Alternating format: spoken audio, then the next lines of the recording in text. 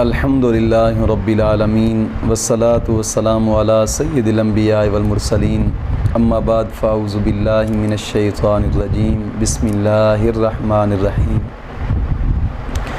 اہدنا الصراط المستقیم صدق اللہ مولانا العظیم۔ روحانی پاورفل وظائف میں سے آج انشاءاللہ العزیز ایک ایسا وظیفہ جو آپ نے زندگی میں نہیں سنا ہوگا، زندگی میں، اور یہ ٹینشن کا آخری علاج ہے میرے پاس، بس اس سے آگے کوئی اور علاج نہیں ہے، یعنی ٹینشن کا آخری علاج یہی ہے، اس سے آگے اور کوئی علاج نہیں ہے، بڑا ہی کمال ہے، اور بزرگ بھی اسی کو کرتے آئے ہیں۔ ہے یہ لفظ اللہ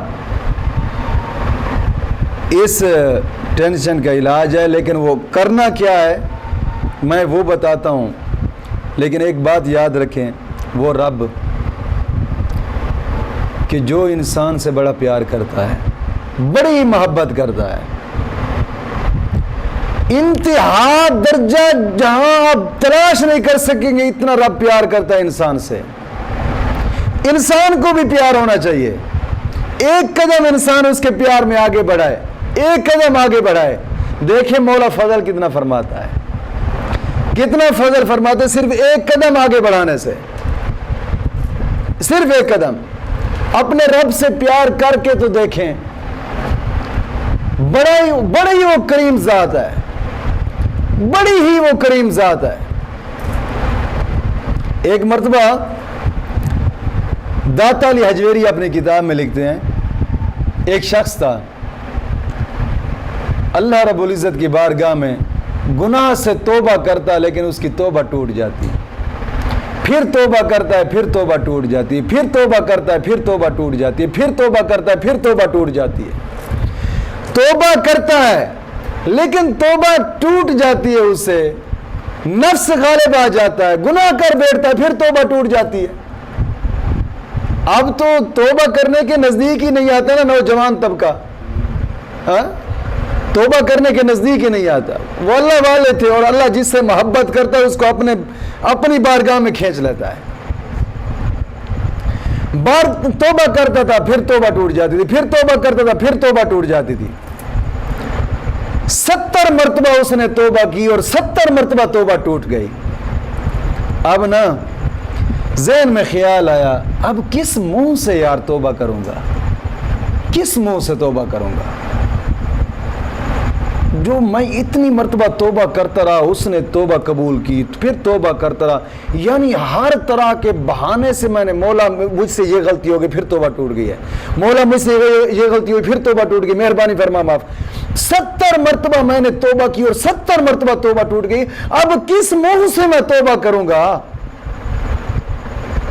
اب نا شرم کے مارے اٹھا، گھر کے ایک چار دیواری دی ایک کونے میں جا کر بیٹھ گیا اور رو رہا ہے کہ اب یار کس منہ سے توبہ کروں گا اس کی، اب تو کوئی اور بہانہ ہی نہیں بچا میرے پاس، کس منہ سے توبہ کروں؟ رو رہا ہے اور یہی الفاظ نکلے، اب کس منہ سے توبہ کروں گا؟ شرمندہ ہے دل میں۔ غیب سے آواز آئی کہ میرے بندے صرف ایک مرتبہ آپ توبہ کر کے تو دیکھ لے، صرف ایک مرتبہ توبہ کر کے تو دیکھ لے۔ یعنی رب اتنا پیار کرنے والا، اتنی محبت کرنے والا، یار کیوں ہم رب کو بھول گئے؟ اسی بھولنے کی وجہ سے تو ٹینشن ہمارے پاس ہیں، ذہنی ٹینشنیں بن گئی ہیں، کہیں گھریلو ٹینشنیں بن گئے ہیں، گھریلو الجھنے ہیں، جناب علی طرح طرح کے جناب علی مصیبتوں میں ہم شکار ہو گئے۔ پھر کہتے ہیں ہمارے پاس جادو ہے، ہم پر یہ وہ ہو گیا، ہم پر یہ تویز ہو گئے، پھر بھاگے 2 نمبر پیروں کے پاس، انہوں نے اپنے سے لوٹنا شروع کر دیا، یہ بیچارے رب تعالی سے دوری حاصل کر گئے، ادھر سے دنیا ان کی گئی، ادھر سے اپنے رب سے دور ہوئے، نہ دنیا کے رہے، نہ وہاں کے رہے، نہ آخرت کے رہے۔ وہ لکھتے ہیں نا، نہ ہی یار ملا، نہ عیسیٰ علیہ السلام، نہ ادھر کے رہے نہ ادھر کے رہے، کسی کھاتے کے نہ رہے۔ یار اپنے رب کی بارگاہ میں ایک مرتبہ جھک کے تو دیکھیں. یہ ٹینشن ان کا آخری حل ہے, میں گارنٹی سے کہتا ہوں یہ آخری حل ہے ٹینشن کا. آپ جھک جائیں اپنے رب کی بارگاہ میں, گناہوں سے توبہ کریں. میں قسمیہ طور پہ کہہ رہا ہوں, اگر آپ کا دل اور ذہن سکون میں نہ آئے اور پھر کہنا مجھے.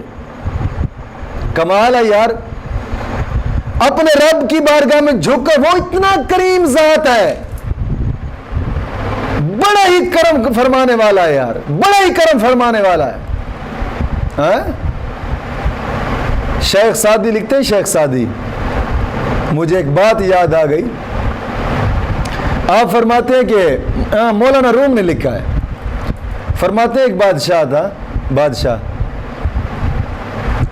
اس نے 4 کتے رکھے ہوئے تھے اور الگ پنجرے کے اندر ان کتوں کو بند کر کے رکھا ہوا تھا, اور وہ کتے شیر سے بھی بڑے قدآور اور بڑے طاقتور کتے تھے جناب علی. انسان کو دیکھتے تو کھا جاتے, پاڑ چیر کر کھا لیتے تھے وہ انسان کو. اور بادشاہ کی جو بھی بندہ نافرمانی کرتا, بادشاہ اس کو اٹھا کر کتوں کے آگے رکھ دیتے, کتے اسے پاڑ چیر کر کھا جاتے. بادشاہ کا ایک وزیر تھا, وزیر بڑا سمجھدار تھا. اس نے بادشاہ سے کہا, بادشاہ سلامت مہربانی فرمائے, مجھے بڑا عرصہ ہو گیا تیری خدمت کرتے کرتے, کم از کم 2-3 مہینے میری ڈپٹی ان کتوں کی طرف تو لگا دے, میں ان کی خدمت تو ذرا کر لوں. بادشاہ نے کہا ٹھیک ہے جاؤ. گیا, روزانہ گوشت کھلاتا کتوں کو, روٹی کھلاتا, گوشت کھلاتا, پانی پلاتا. 3 مہینے کتوں کی وہ خدمت کرتا رہا. 3 مہینے بعد پھر اپنی ڈپٹی پہ چلا گیا, بادشاہ کے قریب آ گیا, وزیر تھا. وقت گزرتا گیا, ایک وقت ایسا آیا کہ بادشاہ کی نافرمانی کر بیٹھا. ایک بات صرف نہ مانی بادشاہ کی. بادشاہ جلال میں آیا, غصے میں آیا, لوگوں سے کہا اٹھاؤ اس کو, اٹھا کر پنجرے میں ڈال دو, پھینک دو کتوں کے آگے. اٹھا کر اس کو کتوں کے پنجرے میں پھینکا نا, تو کتے دور سے بھاگتے. بڑا پنجرا تھا جس کے اندر کتے بھاگتے بھی تھے, چلتے بھی تھے, بیٹھتے بھی تھے. کتے دور سے بھاگتے آئے.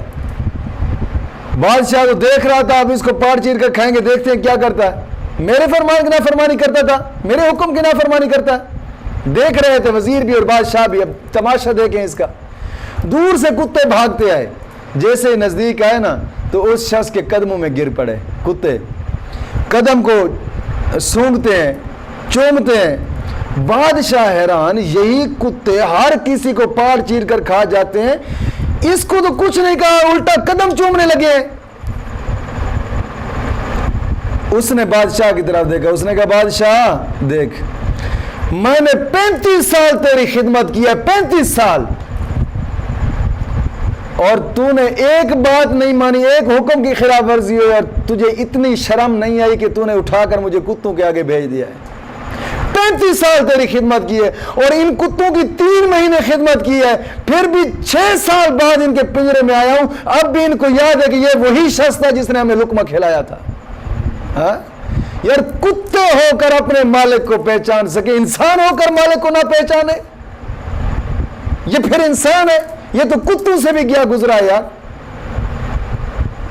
اپنے رب سے دور بھاگتا ہے, رب کی بارگاہ سے دور بھاگتا ہے. یہ تو کتوں سے بھی گیا گزرا ہے یار. کیا رہا, یہ کیا اپنے آپ کو سمجھے کہ میں انسان ہوں؟ وہ رب اتنا بڑا کرم کرتا ہے, اتنا کرم کرتا ہے کہ تیرے جناب علی عیب بھی چھپاتا ہے, تیرے عیب. اس کی کرم نوازی پر تیری نظر نہیں جاتی یار. کچھ تو خیال بھی کرنا چاہیے. یہی تو وجہ ہے کہ ہم رب کو یاد نہیں, اور ٹینشنوں میں جناب علی پریشان ہو جاتے ہیں. وہ عیبوں کے اوپر بھی پردے ڈالتا ہے. مجھے ایک بات یاد ہے کہ داتا علی حجویری لکھتے ہیں, ایک رب کا ولی تھا جس کا نام تھا عبدالستار. عبدالستار اس کا نام تھا. اور ولی بنا کیسے؟ وہ بعد میں, پہلے ولی نہیں تھا, گھر گزارتا, نکما تھا, کوئی نہ کوئی مزدوری تھی, کچھ بھی نہیں تھا. اسے گھر والی کہتی جا کام کر, کوئی سارا دن میں ستا رہنا, نہ تیرا کوئی کام کاج, نہ کاشے گھر دے پیا روٹیاں پڑتا, نکما پہ نہ کوئی آمدنی ہے, نہ کاشے گھر دا نظام تو دیکھ. روزانہ تانے مار دی سی انہوں گھر والی, روزانہ تانے مارتی تھی. پریشان ہوا. ایک دن نا اپنی گھر والی کے تانوں سے تنگ آ کر صبح صبح گھر سے نکلا. گھر والی نے کیا, اب نکما کہاں جا رہا ہے؟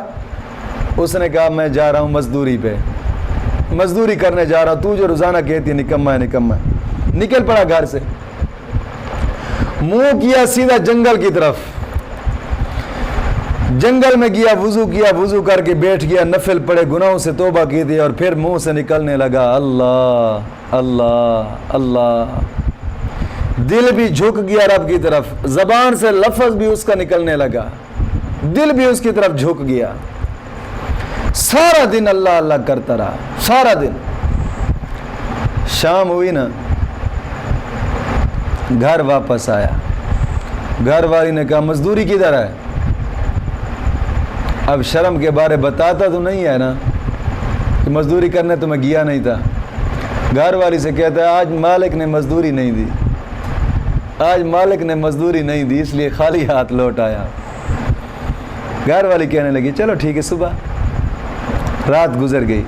اب دل میں سوچ رہا چلو آج کا پردہ بھی ہو گیا ہے, آج بھی تانوں سے بچ گیا ہوں, پردہ ہو گیا ہے. صبح ہوئی, گھر والی نے ناشتہ بنایا, کھاؤ جاؤ مزدوری پہ, کال کی طرح. میں نے کہا میں نہ بیٹھے رہنا. ناشتہ کیا, گھر سے باہر نکل پڑے, جنگل میں گئے. اسی جگہ پہ 2 رکعت نماز نفل پڑھے, توبہ کی گناہوں سے, پھر رو رو کر توبہ کرنے لگا, اور پھر پورا دن روتا رہا اور پکارتا رہا اللہ اللہ اللہ. روتا ہے اور اپنے رب کو بھی یاد کرتا ہے. شام ہو گئی ہے, پھر واپس گھر آیا. گھر والی کہنے لگی مزدوری؟ کہتا ہے مالک نے کہا صبح لے جانا. آج مالک نے مزدوری نہیں دی. مالک نے کہا کہ کل 2 دنوں کی اکٹھی دے دوں گا, 2 دنوں کی اکٹھی دے دوں. گھر والی چپ ہو گئی. اب گھر میں لیٹ گیا, سوچنے لگا, رات ساری سوچتے گزری, آج کا بھی پردہ ہو گیا ہے, چلو صبح ہوگی تو دیکھا جائے گا. صبح ہوئی, تیسرا دن تھا. گھر والے نے پھر ناشتہ بنایا. کہتے ہیں ناشتہ کریں اور جائیں مزدوری کے اوپر, اور شام کو مزدوری لے کر آنا, مزدوری لے کر آنا شام کو. ایسے نہ ہونا گھر میں داخل نہ ہونا جب تک مزدوری نہ ہو. کمال ہے 2 دن آپ دیہاڑی لگا کر آئے اور مزدوری نہیں لے کر آئے. آج تیسرا دن جا رہے ہیں, 2 پہلے دن ہوگا, آج کے دن 3 دنوں کی دیہاڑی بھی لے کر آنا, پھر گھر میں داخل ہونا, ورنہ نہ آنا. باتیں سنی, چل بس چلا گیا. پھر اسی جگہ پہ جنگل میں گیا, وہیں جا کر بیٹھا, وضو کیا, نفل پڑھے, رو رو کر اپنے گناہوں سے رب کی بارگاہ میں توبہ کی. پھر روتا رہا, اور روتا بھی ہے, آنکھوں سے آنسو بھی ہیں, آنکھیں بند ہیں, آنسو بہ رہے ہیں آنکھوں سے, اور منہ سے نکل رہا ہے اللہ اللہ اللہ. سارا دن گزر گیا ایسے روتے روتے, اور اللہ کو یاد کرتے کرتے گزر گیا. اب شام ہوئی, سوچنے لگا چلو 2 دن تو بہانہ بنتا رہا. آج تو اس نے کہا تھا کہ پچھلے بھی 2 دن اور آج کا تیسرا دن ان کی مزدوری لے کر گھر میں داخل ہونا, ورنہ نہ آنا. کیسے جاؤں گا خالی ہاتھ گھر میں؟ چل پڑا. گھر کے جب نزدیک آیا نا, تو دور چھپ کر تھوڑا سا فاصلے پہ چھپ کر بیٹھ گیا. آدھ رات ہوگی نا تو پھر جا کر سو جاؤں گا چپ کر کے. رات گزرے گی, جب صبح ہوگی تو پھر دیکھا جائے گا.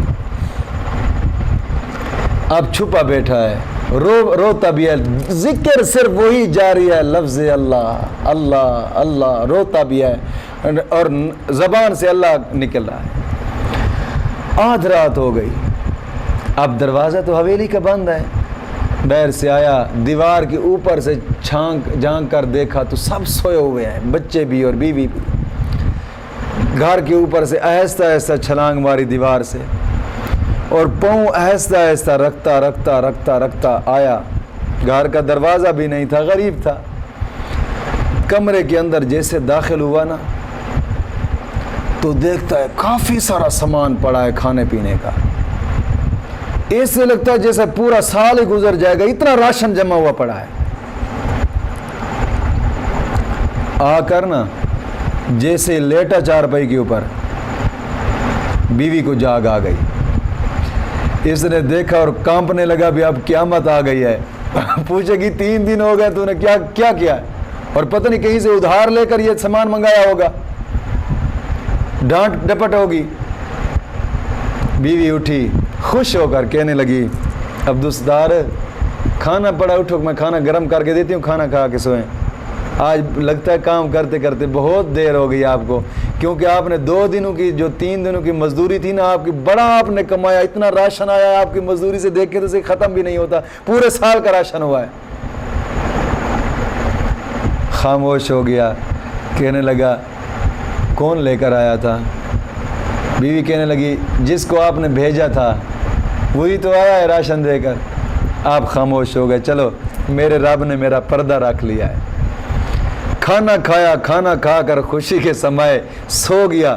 رات ہوئی, جیسے سویا نا تو خواب کے اندر ایک رب کے فرشتے نے زیارت کرائی اور کہنے لگا عبدالستار تیرا رب کہتا ہے تو ہمارے کاموں میں لگ گیا ہے نا, تیرے گھر مزدوری آ گئی, بس تو یہی کام کرتا رہا, مزدوری تیرے گھر آتی رہے گی, تو یہی مزدوری کرتا رہے, مزدوری تیرے گھر آ جائے گی, پریشان نہ ہونا رزق سے.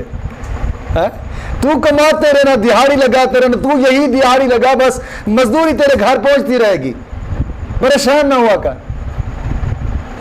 وہ اتنا کریم ذات یار, اتنی کریم ذات, ہم کیوں اسے بھول گئے ہیں یار, کیوں اسے بھول گئے؟ اس کا نام ہی ٹینشن کا آخری حل ہے, آخری حل ہے اس کا نام ٹینشن کا. اور کرنا یہ ہے, آپ جب رات کو سونے لگیں,